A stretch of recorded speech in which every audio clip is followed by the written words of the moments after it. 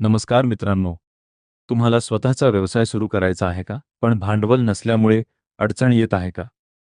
तर आजच्या व्हिडिओमध्ये आपण केंद्र सरकारच्या स्टँड अप इंडिया स्कीमबद्दल संपूर्ण माहिती जाणून घेणार आहोत. या व्हिडिओमध्ये आपण पाहणार आहोत स्टँड अप इंडिया योजना काय आहे, कोण पात्र आहे, किती कर्ज मिळू शकते, व्याजदर कसा ठरतो, कोणती कागदपत्रे लागतात, अर्ज कसा करायचा आणि कर्ज मंजूर होण्यापूर्वी कोणत्या गोष्टी लक्षात ठेवाव्यात. चला सुरुवात करूया. स्टँड अप इंडिया योजना काय आहे?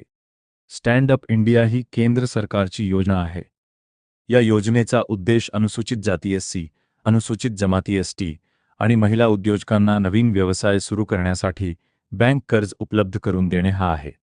या योजनेत नवीन म्हणजे ग्रीनफील्ड एंटरप्राइज म्हणजे पहिल्यांदाच सुरू होणारा व्यवसाय. आधीपासून सुरू असलेल्या व्यवसायाच्या विस्तारासाठी ही योजना सामान्यतः लागू होत नाही. किती कर्ज मिळते? या योजनेअंतर्गत पात्र अर्जदारांना किमान 10 लाख, कमाल 1 कोटी पर्यंत कर्ज मिळू शकते. हे कर्ज उत्पादन मॅन्युफॅक्चरिंग, सेवा सर्व्हिसेस, व्यापार ट्रेडिंग आणि पात्र कृषी संबंधित व्यवसायांसाठी वापरता येऊ शकते. कर्ज मंजुरी बँकेच्या पडताळणी, प्रकल्प अहवाल, पतक्षमता आणि इतर नियमांवर अवलंबून असते. पात्रता. या योजनेसाठी सामान्य पात्रता: अर्जदार महिला किंवा SC/ST प्रवर्गातील असावा. वय किमान 18 वर्षे. व्यवसाय नवीन असावा. कंपनी असल्यास पात्र व्यक्तीची बहुसंख्य मालकी आणि नियंत्रण आवश्यक असू शकते. बँक आवश्यकतेनुसार अतिरिक्त अटी लागू करू शकते. आवश्यक कागदपत्रे.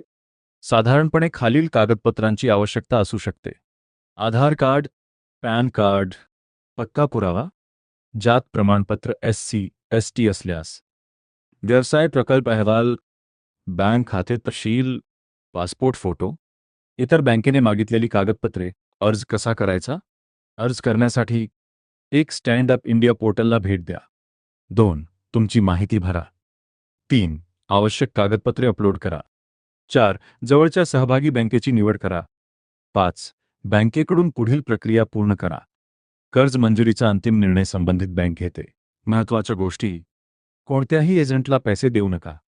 अर्ज करण्यापूर्वी व्यवसायाचा चांगला प्रकल्प अहवाल तयार ठेवा. सर्व माहिती अचूक भरा. अधिकृत संकेतस्थळ किंवा बँकेकडूनच माहिती घ्या. कर्ज मंजुरीची कोणतीही हमी नसते, ती बँकेच्या नियमांवर अवलंबून असते. जर तुम्हाला स्वतःचा व्यवसाय सुरू करायचा असेल आणि तुम्ही या योजनेसाठी पात्र असाल तर स्टँड अप इंडिया योजना नक्की तपासा. व्हिडिओ आवडला असेल तर लाईक करा, शेअर करा आणि अशाच सरकारी योजना, भरती आणि महाराष्ट्रातील महत्त्वाच्या अपडेट्ससाठी महाराष्ट्र सहायता चॅनेलला सबस्क्राईब करा. धन्यवाद.